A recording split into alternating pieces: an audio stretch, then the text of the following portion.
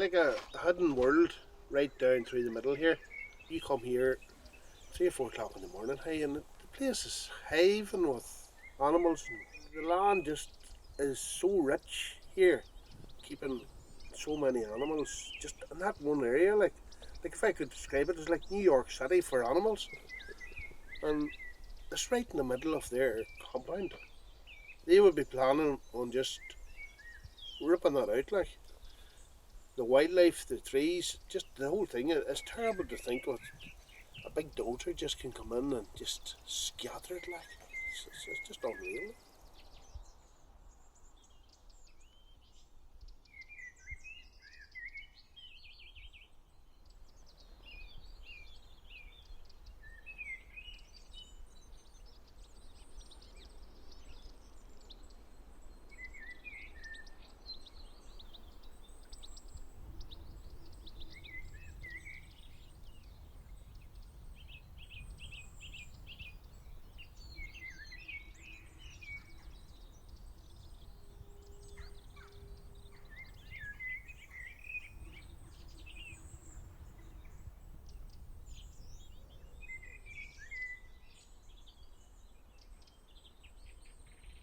Farming's a whole lot of things. It's a sense of place, and you take pride in what you're doing. You try and do the best you can to where the animals, the same as family life, you do your best to give them the best you can, and try and leave it better than you got it before, to hand it on to the next generation. As Rosemary said, like her father inherited the land from his father, and it got handed down to her, and we've made a go at it now, and I've got 2 children there, and it'll be handed on to them too, and it's just nice to have that sentiment to hand it on and leave something better before, you know, because there is the chance, if this gets into production in 10-20 years time down the line, when they say we need to go bigger, they're just going to start pushing out and filtering out, and we'll just be cast to the one side. Like, for you've got livestock and fields where the water from here is running down, and that'll run through several farms, like, and it's impossible to try and stop them animals coming in contact with the runoff from here. If them animals drink it, does that leave them safe to go to the food chain? And then kind of questions is asked. You've got all that, you've got animal welfare as well as human rights and the welfare of the people in the area too.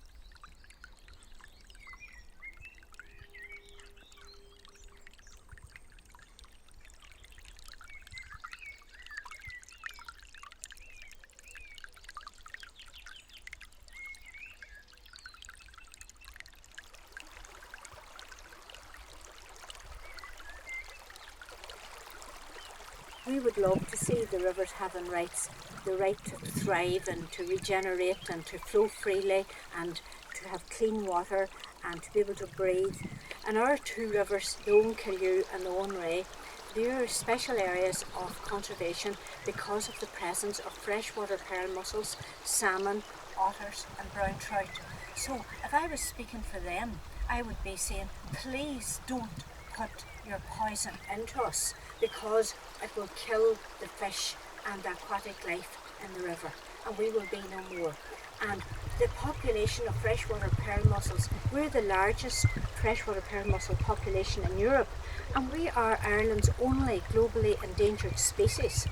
And the salmon come up from the River Foyle and we attach ourselves to their gills, but they won't come up if sediment and if heavy metals are discharged into our water. So we are pleading, it is for our life that we are pleading we will be no more, we will be extinct if this gold mine goes ahead, because the gold mining company intend to discharge arsenic, mercury, cadmium, chromium, copper, zinc, lead, nickel and a host of other heavy toxic metals into the water, and we are very fearful for our future because we will be poisoned. We as freshwater pearl mussels can only thrive in pure clean water, and that is going to be a major problem.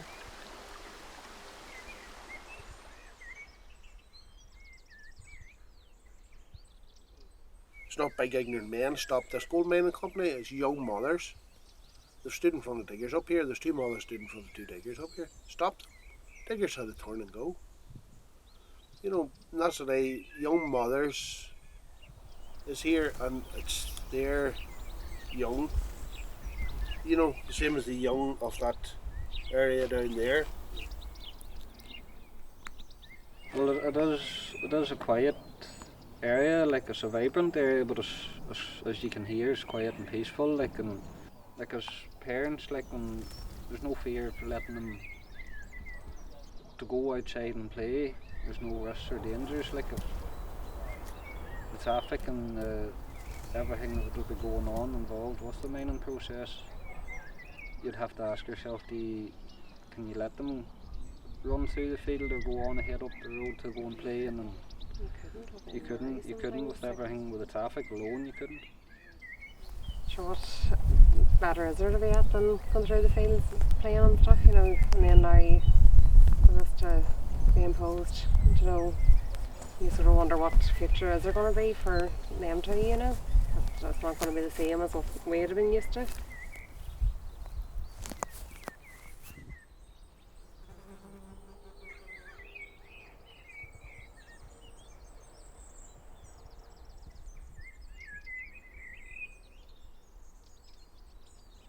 It would devastate you to imagine how this place would be like. You know, we don't even realise how bad it would be.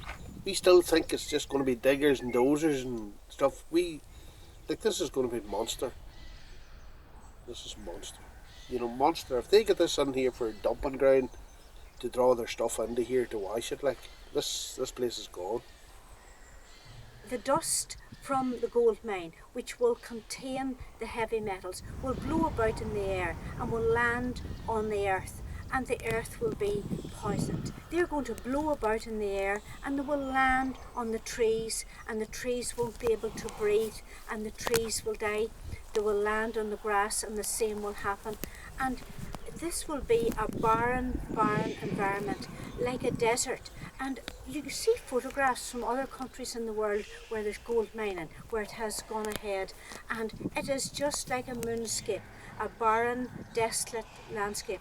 And there will be no life here, no wild animals, no wild birds, no insects, all the wildlife that is in abundance in this area.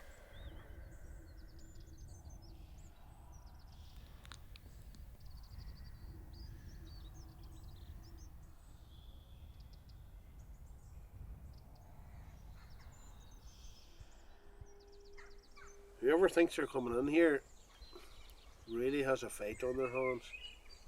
Because I often said, you know, my grandchildren was going to school, I'd rather somebody else taking them to school and saying, my granddad died stopping this, rather than me taking them to school and saying, Granda, why did you not try and stop that?